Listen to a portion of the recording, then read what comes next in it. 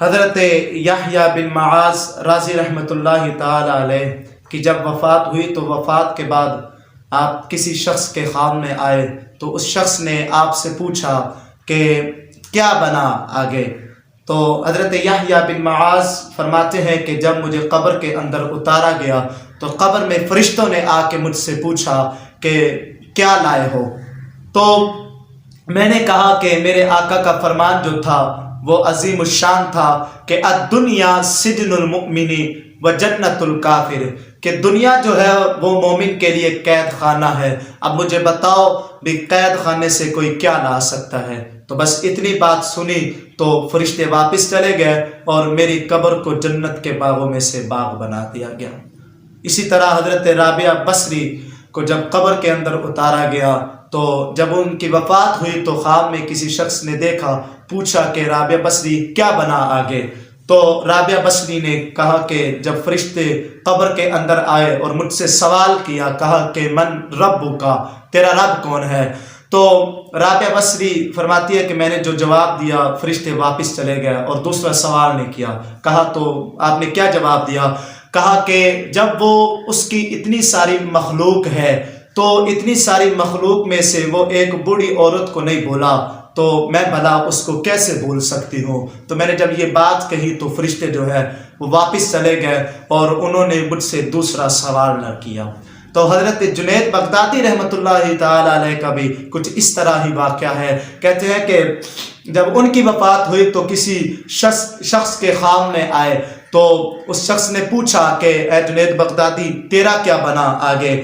تو حضرت جنید بغدادی رحمۃ اللہ علیہ تعالی علیہ فرماتے ہیں کہ قبر کے اندر جب فرشتوں نے مجھ سے پوچھا کہ من ربک، تیرا رب کون ہے؟ تو میں نے کہا میرا رب وہی ہے جس نے فرشتوں کو حکم دیا تھا کہ آدم کو سجدہ کرو، تو میں وہی میرا رب ہے۔ تو بس میں نے اتنی بات کہی، فرشتوں نے مجھ سے دوسرا سوال نہیں کیا اور واپس چلے گئے اور میری قبر کو جنت کے باغوں میں سے باغ بنا دیا گیا۔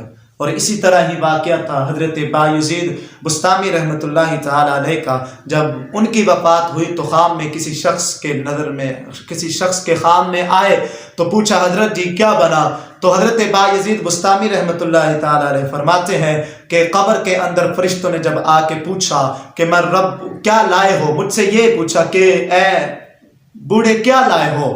تو حضرت بایزید بستامی رحمۃ اللہ تعالی علیہ فرماتے ہیں کہ میں نے ان کو اتنا کہا کہ جب بادشاہ کے دربار میں آ جاتے ہیں نا تو یہ نہیں پوچھتے کہ کیا لائے ہو، یہ پوچھتے ہیں کہ کیا لینے آئے ہو۔ بس میں نے اتنی بات کی اور فرشتے جو ہے واپس چلے گئے اور انہوں نے مجھ سے دوسرا سوال نہ کیا اور میری قبر کو جنت کے باغوں میں سے باغ بنا دیا گیا۔ اور حضرت شیخ عبد القادر جیلانی حضور غوث الاعظم دستگیر رحمۃ اللہ تعالی علیہ کو جب وفات ہوئی تو انہیں لحاد کے اندر اتارا گیا تو قبر میں پوچھا فرشتوں نے، کہا کہ اے عبد القادر جیلانی کیا لائے ہو؟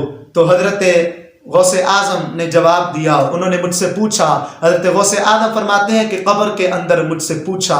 ایک نوجوان فرماتے ہیں کہ خواب میں ملے تھے تو نوجوان نے پوچھا کہ حضرت جی کیا بنا آگے آپ کا؟ تو حضور غوث الاعظم دستگیر رحمۃ اللہ علیہ فرماتے ہیں کہ قبر کے اندر فرشتوں نے مجھ سے آ کے پوچھا کہ من ربک، تیرا رب کون ہے؟ تو میں نے فرشتوں کو جو جواب دیا فرشتے چلے گئے اور انہوں نے مجھ سے دوسرا سوال نہ کیا۔ کہا پھر آپ نے کیا جواب دیا؟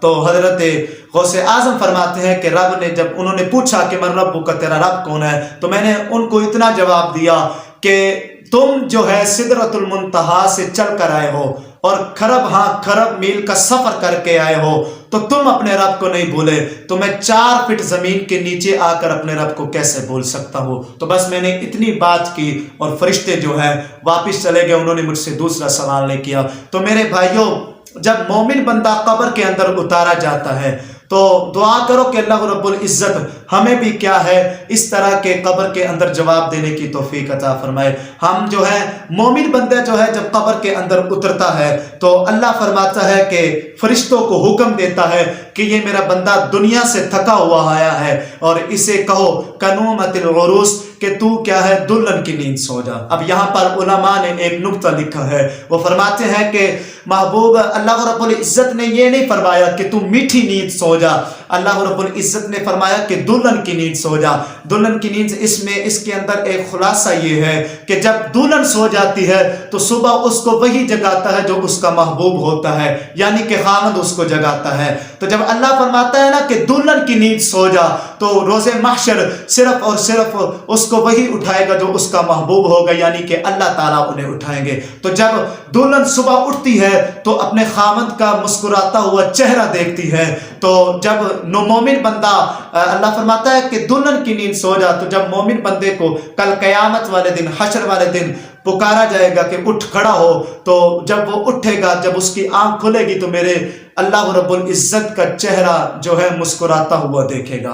تو اب اس بندے کا حساب کیا ہوگا جس نے اٹھتے ہوئے بھی چہرہ اللہ رب العزت کا دیکھنا ہے، اور دیکھنا بھی کیسا، مسکراتا ہوا چہرہ دیکھے گا، تو اس بندے سے حساب کیسے ہو سکتا ہے؟ تو میرے بھائیو، ہم بھی کام اس طرح کے کریں کہ قبر کے اندر جب ہم اتریں تو اللہ فرمائے فرشتوں اسے کیا ہے، سونے دو، یہ میرا بندہ ہے، دنیا سے تھکا ہوا آیا ہے۔ تو ہم بھی ایسے عمل کریں۔